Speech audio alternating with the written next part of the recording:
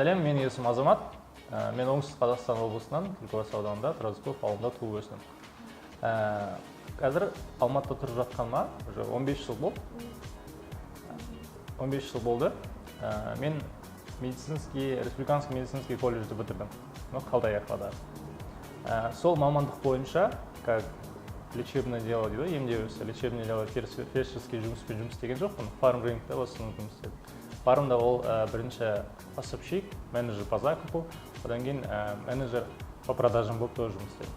Әрине, неге сағат деп көбісі сұрайды. Неге басқа емес, не үшін сағат? Мен біріншіден бұлындай сағатты жалпы өзім жақсы көремін негізінде. Маған қатты ұнайды, стильный, как еркекті бірінші украшать ететін, безендіретін осы аксессуар, единственный аксессуар ол сағат қана. Біз әйелдер сияқты қина, сырға, немесе почка, кулон, ондайлар мойынға таба алмаймыз. Сосын сағат болғаннан кейін өзіме қатты ұнады. Өзімде мынандай бір опыт болды да, что мен сағат заказ бердім интернет-магазиннен. Ойлаған сағаттан мүлдем басқа сағаттар келді. Получается, мен берген ақшамды қайтара алмадым. Солай аузым күйіп қалды да. Мен соны білген сайын, оказывается, бүкіл Қазақстан бойынша көптеген қазақ халқы, жастары солай алданып жатыр екен. Именно соған қарамастан менде соған ыза болды, что мен оны дәлелдеймін, ондай компанияны жабам, сондай мақсатпен өзім тоже сағатпен айналысуды бастадым. Ең бірінші алған сағатым ол AliExpress'тен болды. AliExpress'тен бір сағат заказ бердім, например, 3000 теңгеге. Ол маған бір айдан кейін келді. Бір айдан кейін келді, қарам, тағып жүрмін. Сосын қарасам, телефоннан, OLX-тан тура сол сағаттарды біреулер 12000 теңгеге сатып жатыр екен да. Маған да қызық болды. Тура солай суретке түсіріп, мен де объявлениеға бердім жаңа сағатты. 12000-ға тоже бердім, бірақ мен оны 12000 емес, 10000 теңгеге саттым. То есть, получается, 3000 теңгеден 7000 теңге пайда көрдім. Ол мына жақсы екен ғой дедім да, үстіне тағы да 5000 теңге қосып, 3000 теңгеден 4 сағат алдым. То есть, тағы ол бір ай күттім, бір айдан кейін тағы келді, и солай как бы пошло-поехало, солай жүріп кетті. Әрине, мен қазір көптеген бизнес-семинарлар, бизнес-тренингтарды барғаннан кейін, посещать еткеннен кейін, бизнес-Китайым деген семинарға түстім, тоже бесплатный мастер-класс болды. Сол мастер-класста айтты, что сіздер не только AliExpress, Alibaba, 1688, сондай үлкен рыноктардан тез әрі үлкен суммада, әлі арзан суммада заказ берсеңіздер болады деген сондай мастер-класс көрсетті. Бұл кезде басымда мынандай бір лампочка жанды да, что оказывается, осы істеуге болады екен ғой. И ол қазір бұрынғыдағыдай бір ай, бір жарым ай, 2 ай күткен жоқпын. Қазір мен заказды среднем 10 күн, 2 аптаның ішінде осы Алматыға дейін алып келе алдым. Уже бірінші ол жақтан поставщиктер табасын, товарын табасын, ең арзан товар, и одан кейін ақшасын төлеп, логистика компанияларымен қосып, осы Алматыға дейін алып келіп береді, біз Алматыда аламыз. Ол аса ең маңызды рөл ойнайтын осы менде качество. Себебі қазір нарықта некачественный товарлар өте көп. Солардың ішінде вроде бы суретте, фотода, видеода қараған кезде бәрі бірдей сағатта. На самом деле, егер екеуін бүйтіп салыстырып қарасаң, мүлдем басқа. Бағалары да кей кезде бірдей болады. Просто мындай сапасы нашар сағаттарды қымбат бағаға сататын кезде ішің күйеді, и ол на самом деле олай емес. Просто сапасы ол бірінші кезекте біздің компанияда бірінші орында болу керек сапасы. Мынау сертификат қазір жаңадан шыққан емес, 2008-2012 жылдан бастап өзінің бизнесін, өзінің жұмысын жүргізіп келатқан атақты Naviforce бренд сағаты. Сол брендтің мен сертификатын алған болатынмын. Бүкіл Қазақстан бойынша сатуға құқылымын. То есть бұл не деген сөз? Бұл тек қана сапалы, тек қана качественный, тек қана мықты сағаттар деген сөз.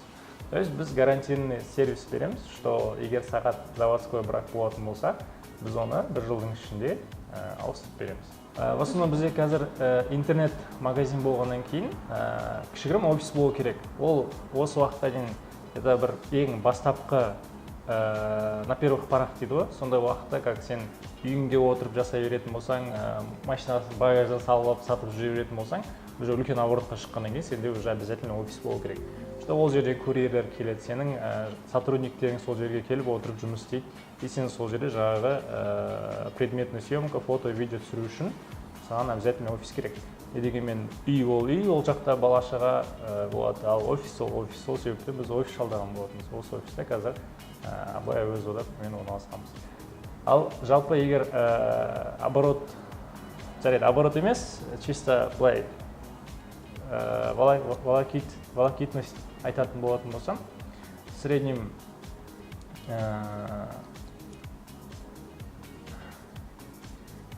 әрқалай.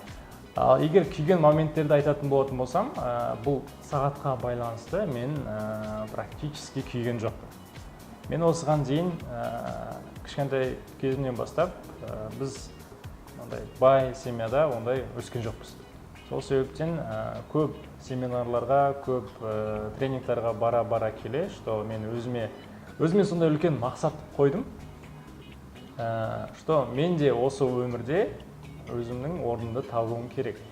Мен де тегін жүрген жоқпын. Неужели Алла тағала мені осылай кедей немесе одан да төмен болу үшін жаратты. Мен де үлкен машина мініп жүре аламын, мен де Алматыдан үй алуым керек. Неужели Алматыда жүргеніме 15 жыл болды, әлі квартирада жүруге Алла тағала солай жазып қойды.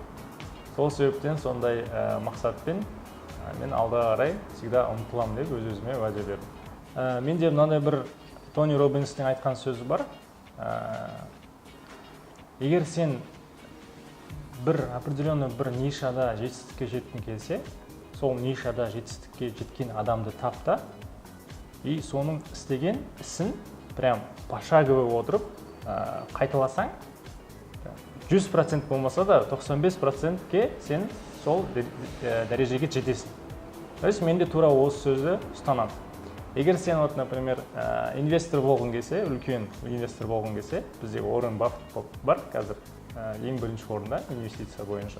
Сол кісінің кішкентай жасынан бастап, осы дәрежеге дейін жету үшін қандай әрекеттер жасаған, қандай қадамдар, қандай жұмыстар жасаған, тура сол жұмысты сен өзіңнің өміріңе қойып, тура сол жұмыс жасасаң, сіз әлбетте 100% болмаса да 95% сол кісінің деңгейіне, дәрежесіне жетесіз. Менде пример алатын кісілер өте көп. Осы кеше ғана UI форумға барған едім. Сол кезде сол Марғұлан Сейсенбаев деген кісімен мен таныстым. Ол кісі жайлы мен бұған дейін білмеген, естімеген деген. Ол маған бір жағынан өте обидно, өкінішті болды, потому что өзіміздің жерлесіміз қазақ кісі, беделді инвестор, өзінің нишасында көп жетістікке жеткен кісі екен. Өзінің тарихын айтып отырды. Тарихын айтқан кезде 3 озарениесін айтты да. Озарениесін плане тура сол жаңағыдай определенный уақытта жұмыс істеп келеді екен да, өзіне сұрақ қойды екен. Неужели мені Құдай, Алла тағала осындай адам болсын, осындай ақша тапсын деп жаратты дейді деп солай ойлайды екен да, и сол мышлениені размышлять етіп, содан жоғары қарай жұмыс істейді екен. То есть жаңа жетістіктерге уже ашық болады да, сондай сұрақ қойған кезде. И мен ойлаймын, әр адам өзіне сондай сұрақ қою керек. Сен автобуста жүрсің, күнде автобуста жүргеніңе көп болды.